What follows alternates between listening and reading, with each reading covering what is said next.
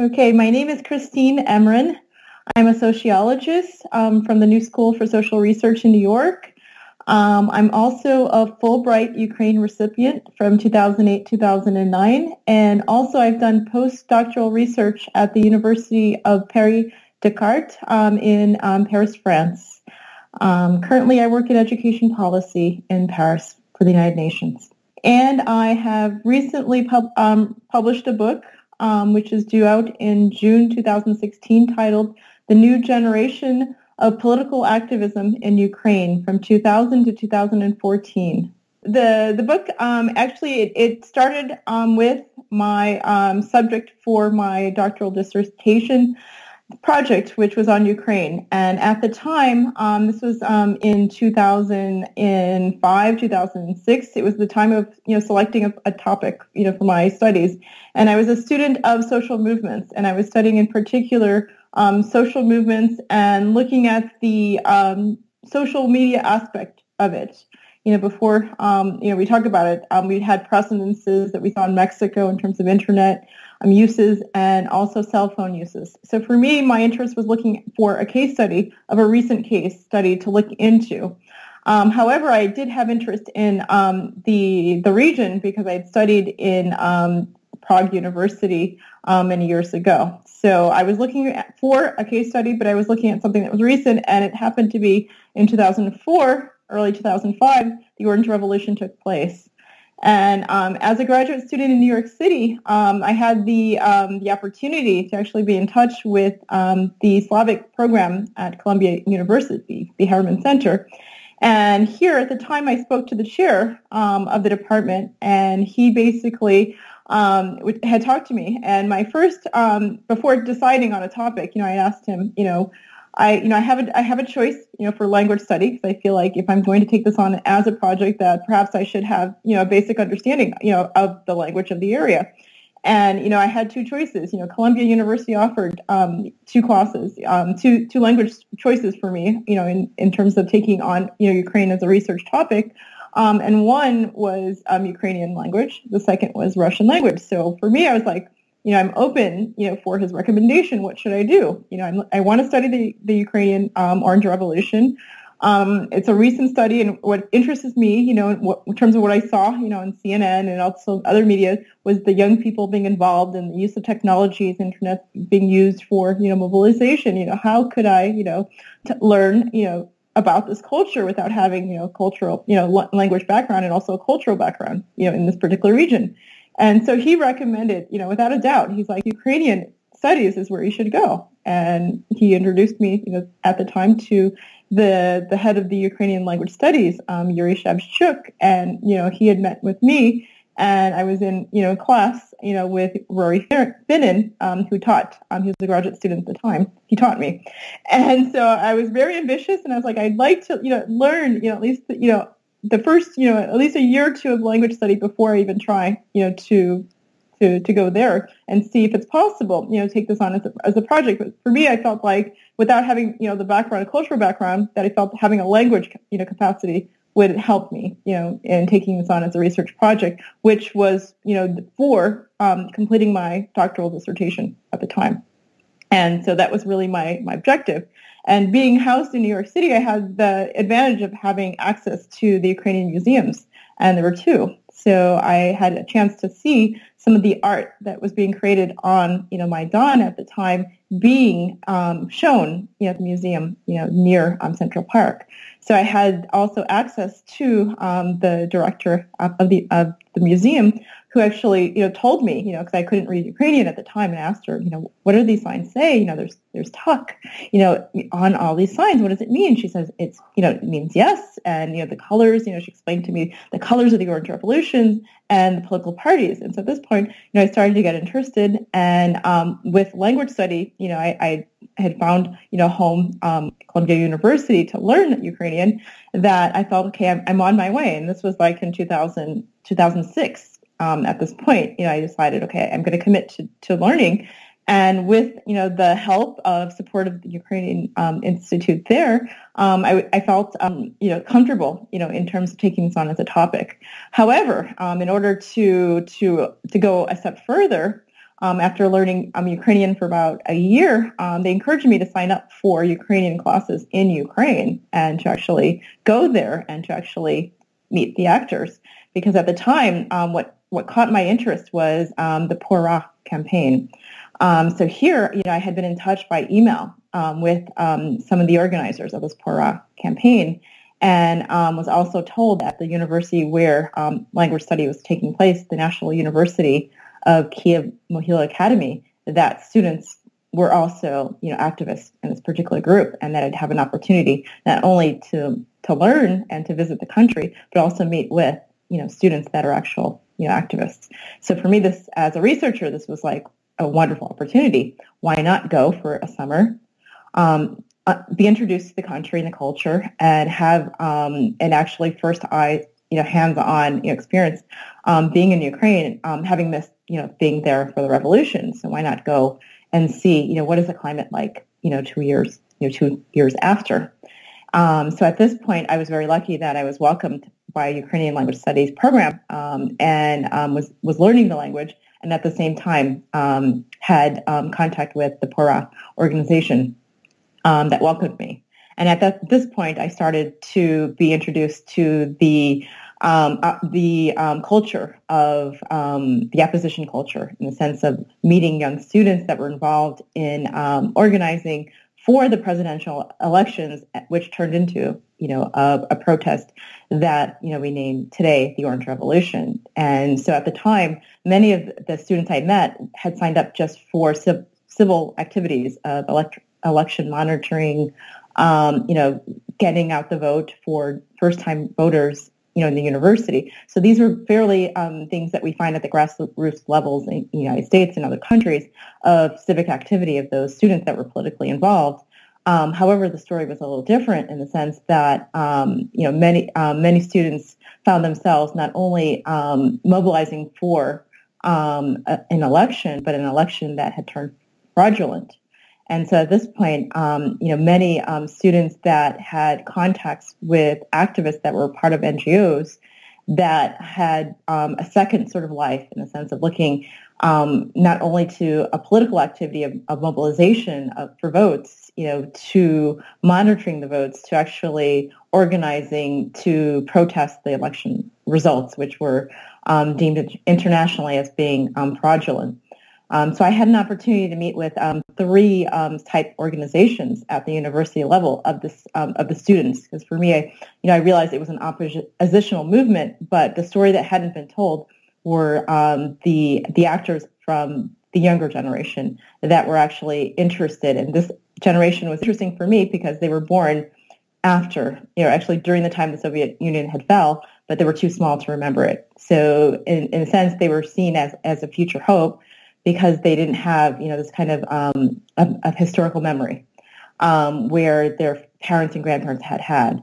And so for civil society building, it was thought at the time that this was a group really to work with, because they were open to Europe. They had traveled to Europe, studied, many universities in Western Europe and Canada and United States, and were looking for a life that was more democratic, in the sense of having less corruption and more transparency. And so many of these individuals were active, in trying to change their country, and were key, actors during this Orange Revolution that had taken place in 2005. And so my first contact with many of them had taken place at the university.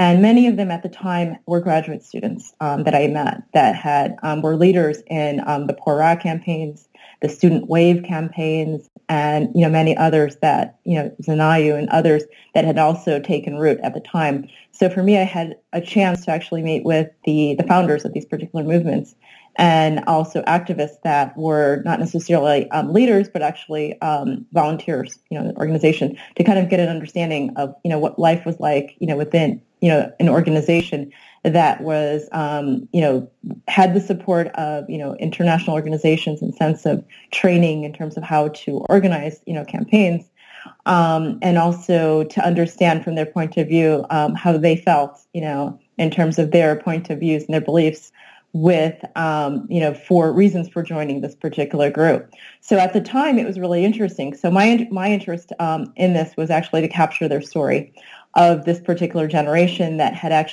this was actually for many of them, I'd say about half of them, this was their second protest, experience. For the older ones that were in their late 20s, they had also participated in the Ukraine Without Kushma movement. And this was really for them a pivotal time, in terms of changing, their political beliefs and getting activated in the sense of being committed to changing, their particular country. And so many of them continued to work in social movements and also protests at the local level. However, the movement was not successful, but it was successful in changing the minds of a particular generation to committing themselves to change. And the second opportunity they had for change was this presidential elections of 2004.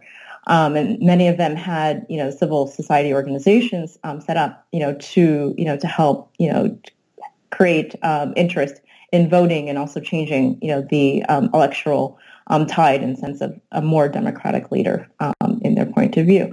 So for many of them, this was their opportunity to actually professionalize, what they had done in 2000 and actually set up organizations such as the Yellow and Black Power campaigns that, sort of came out as kind of outgrowths of what came before 10 years or 4 years before. So this was actually very interesting, to kind of see, kind of why, these individuals, commit themselves professionally to working in civil society. And so my book begins here, actually during this period of time. So we'll cut to actually the story. The actors that I met during this time, I had met over 90 of them. Of the 90 people I had interviewed, about maybe 50 or 60 of them were young activists in these particular groups. So now we basically, what happened after I had written, my research on the Orange Revolution and had, kind of moved on, from that period of time in 2011. However, in 2014, we see again, there was a third wave of protests that occurred. And so at this point, this is the idea for the book comes into the head. Because after I'd finished my research in 2011 on the Orange Revolution, I didn't really know what to do with it. I wasn't ready yet to publish, the information that I had, but yet I still had sort of this responsibility that I felt that I needed to tell their stories, but it hadn't, yet it wasn't the right time to actually tell the stories of the people that I had met.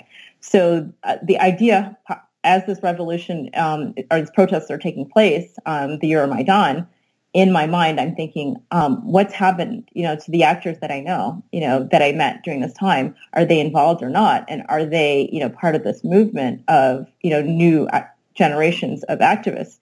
So in fact, what I do during this time, during the summer, is recontact about 10 of them. So I tried to contact 5 activists that I know that were core during the Orange Revolution and leaders of these particular movements that I studied, while I was there doing my research, and 5 young men.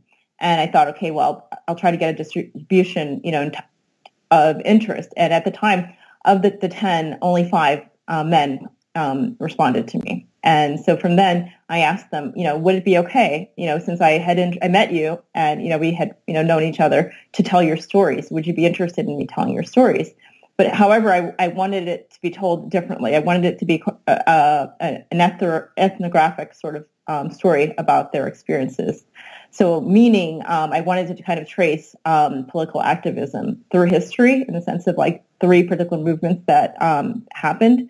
One being the Ukraine Without Kushma movement, the second being the Orange Revolution, and third being Euromaidan. And so at the time, I wanted to interweave the stories of activists. So many of them that I had met in 2004 had participated in the 2000 movement. And so of the 5 that I selected, I chose the 5 that had participated in at least the 2. And all of the 5 that I had spoken to had also participated in the Euromaidan. So for me, I was like, okay, this is interesting. So now I have 5 activists that had participated in 3 historical movements of change, social change in Ukraine, And now I had the opportunity to tell their stories, but how would I do it? So for me, I wanted to actually go back in time and actually find out how, as young, 13, 12 years old, did these particular individuals get interested in politics? Because I think this is an interesting question looking at, now, that Ukraine has been independent for, over 20 years, we want to know how our young generations interested in the future growth of Ukraine, and are they democratically minded, and what are their motivations for doing so? Because we see a lot of apathy, we see a lot of people that are not interested as younger people, and it's through, it's cultural, we see this in different contexts, but my interest was really to find out in Ukraine, given, the difficulties to actually being active in Ukraine, and also the large risks you take, which is different, from other countries and other contexts. What is it that would interest, a particular actor not only to participate one time, given that, it could go violent, and there's repercussions in terms of, prison. There's lots of things that could happen to you, and death. So why, would these particular actors not only, participate one time, but three times? And what was their particular role, in the sense of, was it just as a volunteer, and not really, their implication was very small, or was it actually a growth in terms of how they grow? So this story really is a story about political socialization of 5 young men. And it's told really through the story of the historical event. So within the chapters, I do discuss, the context in terms of Ukraine, and how it achieved independence, and what the political climate was like, and how these particular movements came to light, and what were their roles in these particular movements. So in the first ones, they were primarily as volunteers, first time activisms for many of them. And many of them were, teenagers. They were probably, between 12 years old and 15 years old, in these particular movements. So they were quite young, and, a lot of risks at take. And what did they learn from this experience that 4 or 5 years later, when they were in universities, the majority found themselves in universities, either in Western Ukraine or in the center in Kiev. What was it that kept them, interested in being involved, and also not only just being involved as an activist, but actually starting, campaigns. So many of them, took a leadership role and actually got involved in, doing particular activities during a particular time, during the Orange Revolution, were quite active. So here we find, a trajectory, between, 2000 and 2004 of professionalism, between this particular cohort. And then the story for me during my research had ended there. But with this new book, we were able to find out what happens next to the 25, 28-year-old, 10 years later, that is now, in their late 30s, mid-30s, late 30s. So for me, my interest was really to find out, where are they now, in the sense that, I had kept in touch with some, but not all. What was their activities, in the sense, do they stay in civil society? Were they politically engaged, in local, local actions as activists, for housing or ecology, et cetera? Just, these kinds of interests, or, what brought them back? If they were, they went back to a family life, many of them were married and had children, why come back, 10 years later? And so what we found, at least from this small group, which is not representative of everyone, was that these particular actors actually helped train another generation, under them, kind of similar to what happened to them in 2004. They found themselves in roles in which, they were actually seeing a need for organization, because with the Euromaidan, as with, in 2004, it was less difference. There was a huge difference in the sense that it wasn't organized. It was basically, a call on Facebook that gathered people together, and it was like, what to do now? And many of them, that I spoke in the book, I interview, and they talk about their particular reflections of this movement. They were really strucken by, how there were so many people here, but yet there was no organization. So many of them took it upon themselves, to found, a movement to kind of, organize it, to structure it, in the sense of like, they had medical services, food services. All of this was like, thought out, and many of them were able to contact some of their friends from 2004 that they hadn't seen since 2004 that had the resources and actually the know-how, to get, things organized. So quite rapidly, in this particular case, as we saw in 2004, that many of them, had a structure of support. They had businessmen, they had local businesses, they had a community, to help, them, to kind of sustain this particular movement, which was a lot longer than the Orange Revolution. So it was completely different. And also here, what was different from the Orange Revolution, and in the book I compare, was also the tactics. And for many of them in 2004, they were very much for a nonviolent movement. So that was the strategy that they had selected, and were trying in 2014 also to duplicate. And so here we see kind of like the actors' choices in the sense of like these activists in 2014, when it does turn violent, what are their responses? And for many of them, they had families, they had different kind of things at stake, whereas before they didn't have anyone. They were, universities, they were young men, and, they were more willing to take a risk. But here we see kind of like how the responses in the sense that some of them withdraw from the movement and others find other outlets in terms of like maybe newspapers and, their positions as professors in universities to speak out in different ways. Others, go anyway, with the support of their families, so here we see like a variance in the sense of like what's at stake for a particular movement. And so I think this particular book is very interesting in the sense that it not only tells the story of a movement from, kind of like a micro perspective in the sense of looking at it in terms of the context and how they overlapped in a historical point of view, which is very important, but also it shows the human response to it in the sense that it's not always as, as black as white as we expect it to be. The choices are difficult, and the conditions in which activists operate are not always as romantic as we think. Some things we think, it's for the country, et cetera, but then we find, in the micro daily, the choices are different. Why do actors participate? Why do they withdraw? In the story here, it just shows the human dimension and what's at stake. And I think that's a little bit interesting in the sense that it's not supposed to be representative of, why everybody participated in all three protests. That's not at all the purpose. The purpose was basically to shed light on reflections, looking at young men. I would have liked to also include young women, but unfortunately we're not able to include them. But to also to see, because many of them are active as well, to see kind of the choices at play and also kind of their commitments to, changing their country. And what we do find here is that there are, many of them that are, not, necessarily leaving the country, but actually are working with international institutions, to bring transparency, reduce corruption in their country, and to bring, political change, in their particular lives. And so here you find an instance of, 15 years of, actors that are, intermittently involved, but when it is critical, we find that they do self-mobilize themselves and they do come back.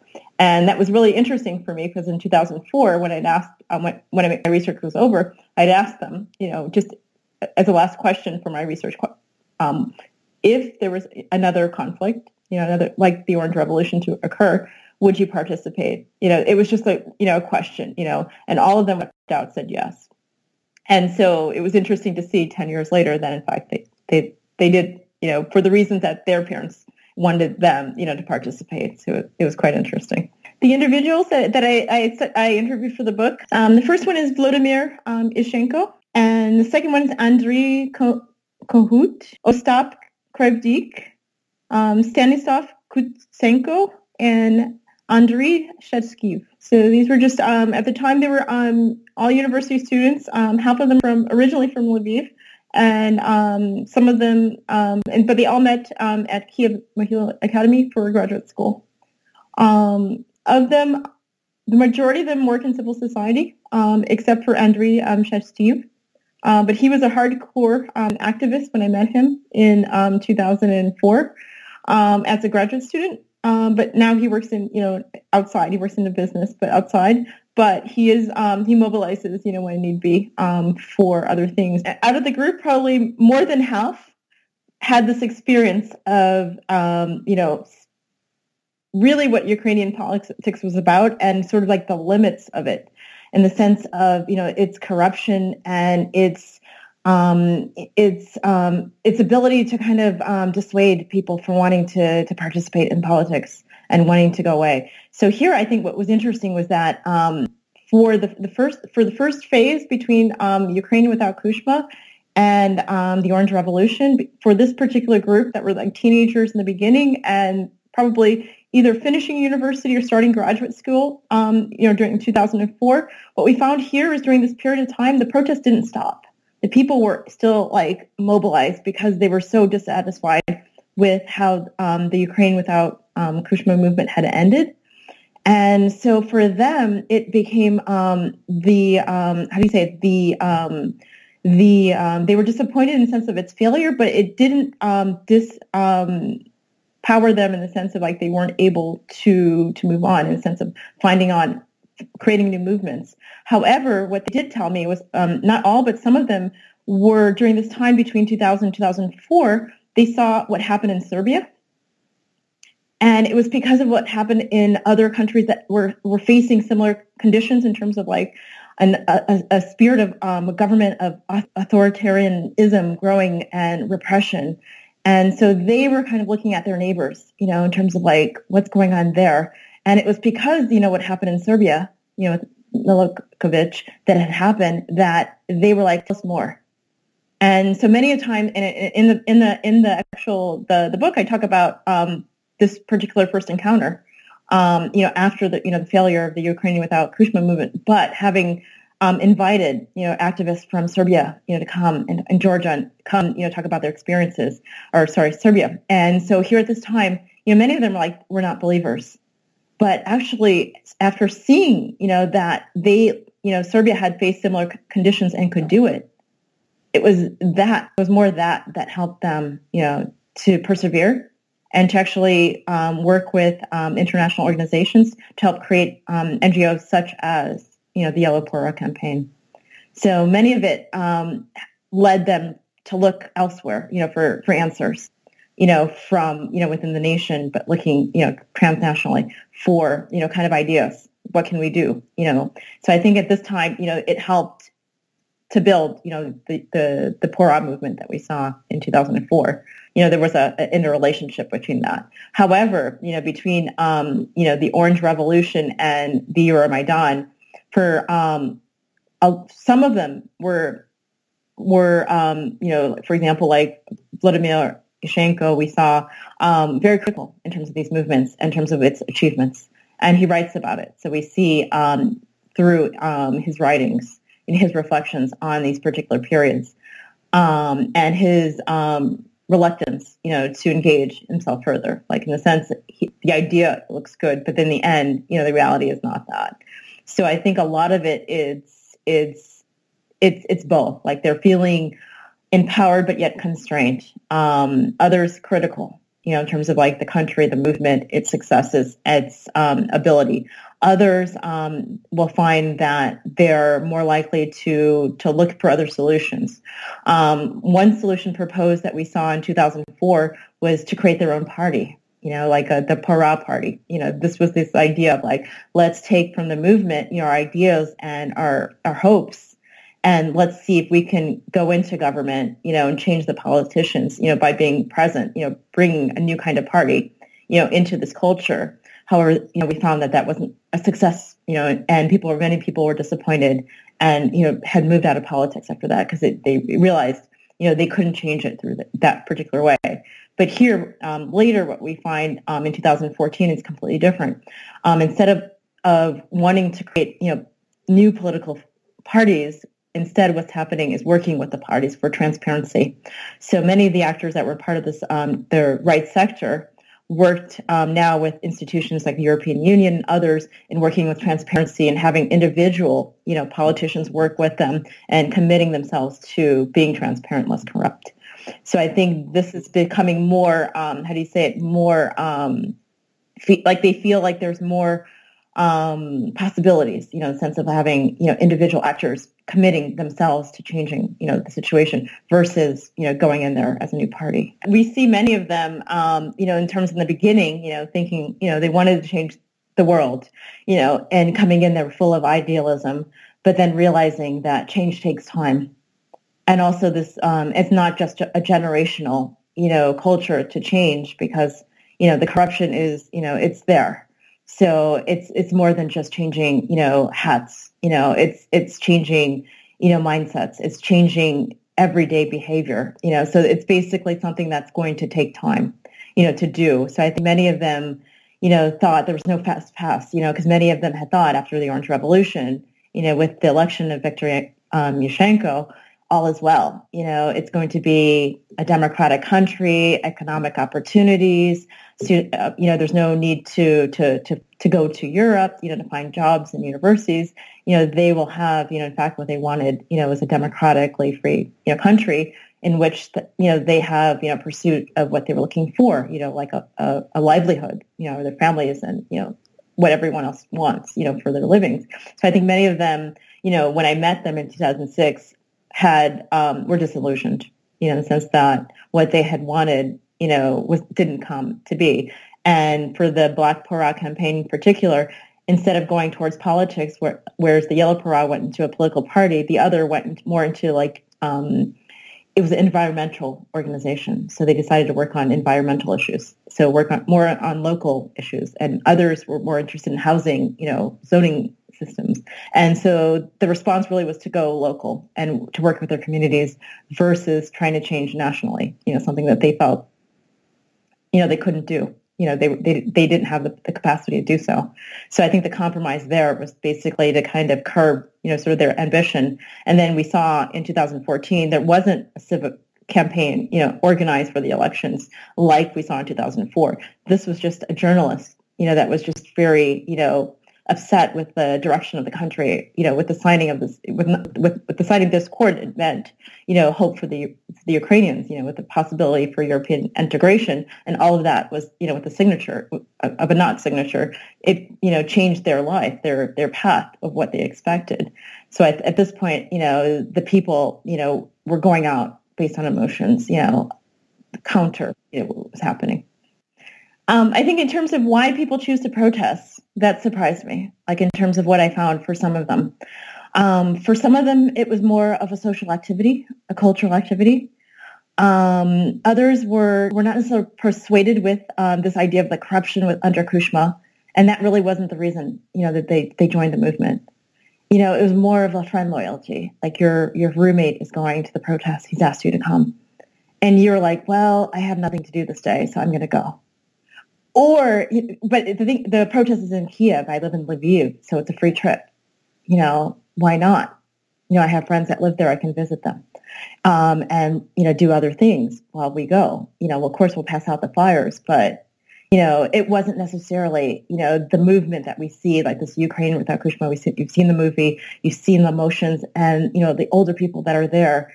But the young people, we don't really know, that they're there, but we don't really know. For many of them, they had missed some of the violence part, that they were there just to pass out flyers in a train station. And for them, it was a disconnect between, like the ideology behind it and, the death of the journalists and, the lack of freedom in the country and why they were participating in a grassroots activity.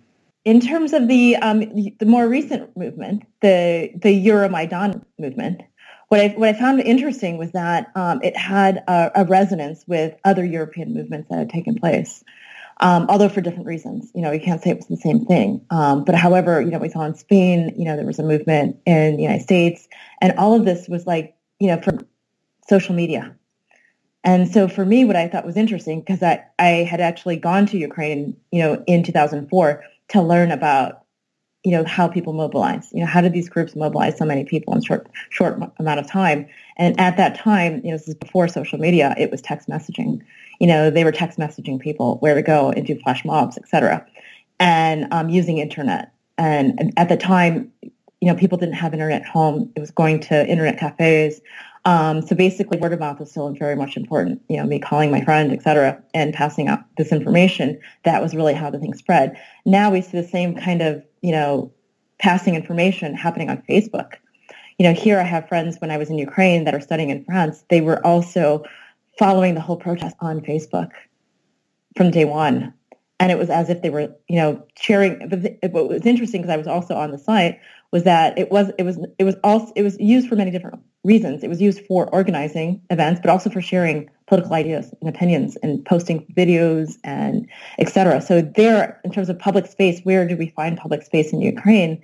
In 2004, it was not on the internet.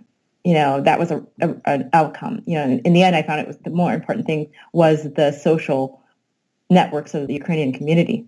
That's how I was able to do the research. One person passed me on to another person, et cetera, et cetera. However, this time it was completely different. It followed the patterns that we saw in the United States and other places in Western Europe, where everything that mattered was on Facebook.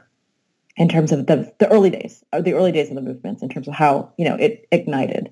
Of course, what happened later, and in terms of its transformation, it was a completely different story in terms of the involvement later, political parties, et cetera. But in the early days, it was more citizen-led action in the sense of it's called to protest, and it mirrored very much what I studied with other European countries and the United States and other countries of the world, where we do see this kind of citizens are more likely to start something rather than relying on an organization being a part of Amnesty International or something and having them do something for me. No, I will go to Facebook and I create a movement on my own. So this is what we're seeing everywhere. It continues, Canada, United States, et cetera. We see this kind of citizen, being called, for personal reasons, individual reasons to protest and expressing themselves using social media. And that part I thought was impressive, to see, it in the early days, of course, but, changed, as the movement, evolved into different phases. It was a completely different story, but initially that surprised me. During the time of the Euromaidan, the first response, and I think I quote one of the activists in the book, is talking about this younger generation, more interested with social media, mobile phones and being online and doing other activities, not necessarily civic activities. So the time when the call was put out, I think this was actually the Mustafa Naim says in his story, was that he wasn't really relying on this young generation because he thought they were just socially connected like any other 17, 18-year-old, more on personal lives and being on internet, but not necessarily political activities. So for him, his intent was actually that this would mobilize people of his generation, in their 30s, et cetera, that had participated in the Orange Revolution to come back. So, but what surprised him was that, the 17, 18-year-olds were coming. They were interested, and they, got this sort of introduction to activism through the Euromaidan. So that was an unexpected outcome, because even I think Nadia Diuk, she writes the foreword of the book, and she talks about this. She wrote a book about the generation and the differences, and also this kind of social media aspect. So it was really interesting because it was not expected, that you'd have kind of like this group of coming there, and is here I had met the younger generation that were mobilized, during the 2004, these were the ones that were 18, 19 during the time. And so now, 10 years later, they're in their late 20s. And so it was interesting to see, they were there, with the older generation in their 30s. But they were also just similar to the 2004 revolution, encountered by, as volunteers. They're not necessarily leadership positions, per se, but that's normal, sense of this is their first, political experience and getting, involved. But here it's the likelihood in terms of what's at stake, the risks were higher, especially when it got violent, in terms of their engagement and continued engagement. Because here, as I said, the older activists, some of them, withdrew, they couldn't participate anymore because of the risks, to their families. So here I found it really interesting that when they did create this Ukrainian, the younger generation of Ukrainians, there were Ukrainian student associations also involved. And the leader of this, I interviewed, he's part of the activists in this group. He talks about this cohort. And here, what's interesting about it, it's like these students, there is a small group of them that do participate with European Union activities and, are civically engaged. So this is like another part of the story of, other students that, are, being, informed in terms of like leadership opportunities for them, in terms of how, they can, take on a role to help with corruption and transparency, et cetera.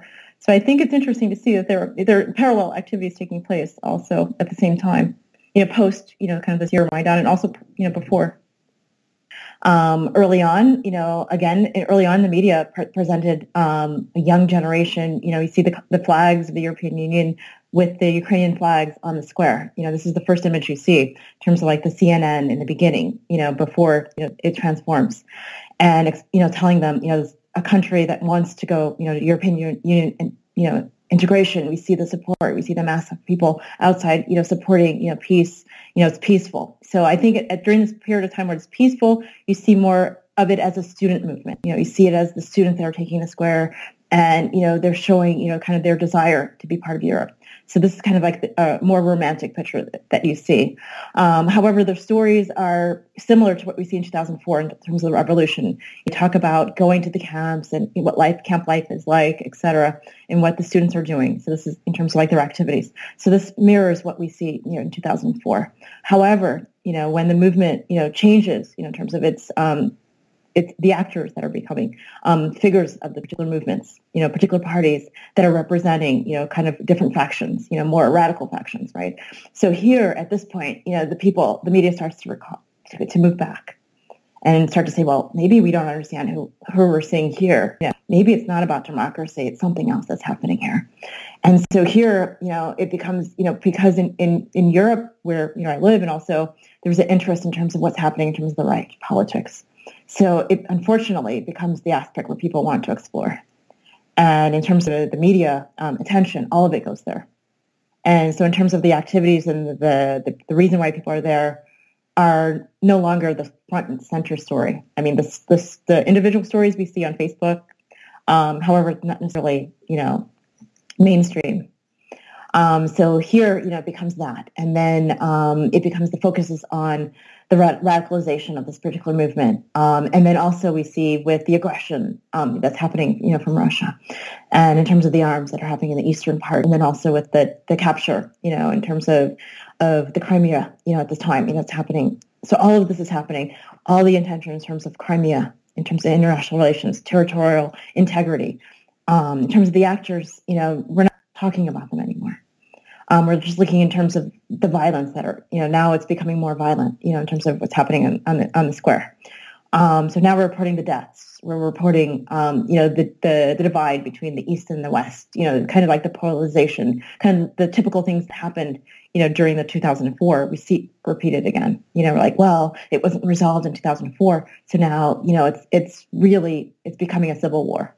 And so it's being reported, as that here, in other places as well. It's being reported as, two different cultures that are not, that are warring, against different points of view and different directions in terms of where the country's future.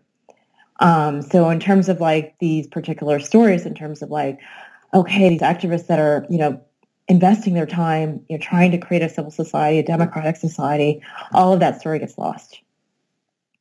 And so I feel like in this particular book, even when I'm talking about this transparency, things that are happening, many people are surprised. They're like, oh, I didn't even realize this was happening.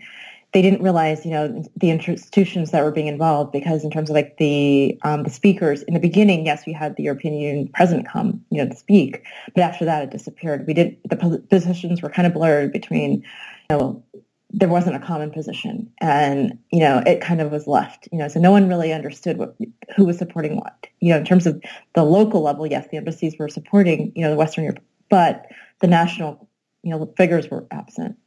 In terms of as it got violent, and today, as we still see, the conflict continues, but less media. I mean, more with the change of presidency where we are, but mostly in terms of like Western Europe and others, the stories, focus on the front, in terms of what's happening between, Ukraine and Russia. In terms of like the transformation of leadership, we don't talk about it so much. We don't talk about the Poroshenko, the government, et cetera.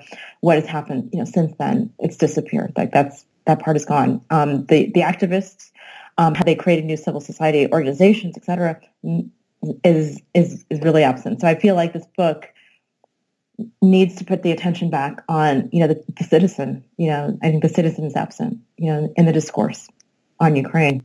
And this is a story, it's not an idealistic story in the sense of like why people protest and why they continue to protest. And, it shows the complexity, of being an activist and, why, we're engaged and why we're not. So I find it interesting, your point of views, because what I was thinking when you were saying this, I thought was really interesting. It was part of the reason why I didn't choose any of the stars to be in the book. Like, for example, like Kaskiv and these others, I knew them, I met them, but I chose purposely not to include them in terms of having a focus be about their coming of age. I chose the ones that were kind of like medium of the roads, that had a good reputations and were doing good work, but they weren't necessarily in it for, kind of like the fame, in the sense of like getting a position in the end. And many of them after 2004 were like, just they were not interested in going into government and changing the government. And that was a different we saw there. In terms of 2014, like I said, it's variable. But that was what I found interesting at that time. And so purposefully, even though I did contact 10 people, these were great leaders, but they were not the leader, of each of these movements. And just to kind of get like a medium road story and not to kind of get the exception, the exceptional Ukrainian that, had, kind of the social support of either family support, et cetera, that, brought them, to the 2014 as a leader. So we can kind of explain the trajectory. I wanted to know what the ordinary person was doing. And that's sort of why I chose kind of these individuals that were kind of humble, backgrounds, and were not in it for, this to be, popular. I think there's a lot more to Ukraine than you can see from the surface. And I think my time that I spent in Ukraine, I learned more, in the 13 months I was there, for on a Fulbright than I did, reading about the articles, 2 years in preparation to go. What do I mean by that? I mean, in terms of like to know Ukrainians, I think you have to have kind of a relationship in the sense of like having, kind of contact with people and actually walking through their shoes. So I think going there, activists actually showed me the sites of where protests took place. I went to the offices of where, the organization and planning took place. So actually I had kind of a bird's eye view of like, what is life like? These were not glamorous places. These were not, people that had a lot of money. It was just like students that had a conviction, for change.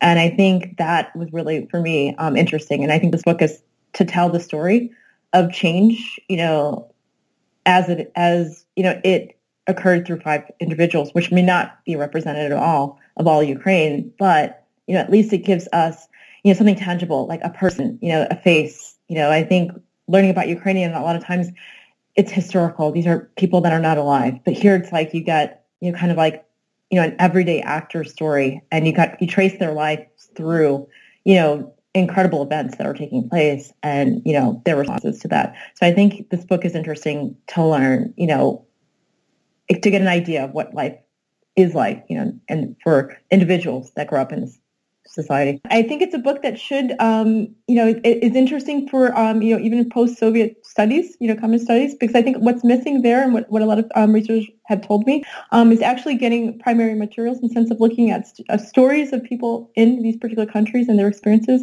And a lot of times when they're studying this particular topic on, post-Soviet conditions, they don't have examples to draw from. So I think this is actually an interesting book in the sense that you're able to kind of go through it and actually, go through different periods of time and actually look at actor, 5 different perspectives and kind of get an idea, of what life is like during, these particular contexts. It's not 100% including everyone in Ukraine, but I think for those that are in Ukraine, you could probably have a little bit of a resonance, in terms of, some of these experiences, having had grown up in that experience. I'm sure there's, a universal sort of experiences of some of the stories. So I think the ones that I chose, I didn't tell all their stories. I told snippets of their stories, enough of it to kind of to give you kind of insight of what was at stake and how these students got involved over time. So I think it's not the whole story; it's just part of the story. It's been wonderful having being invited. So I thank you for inviting me to speak about Ukraine.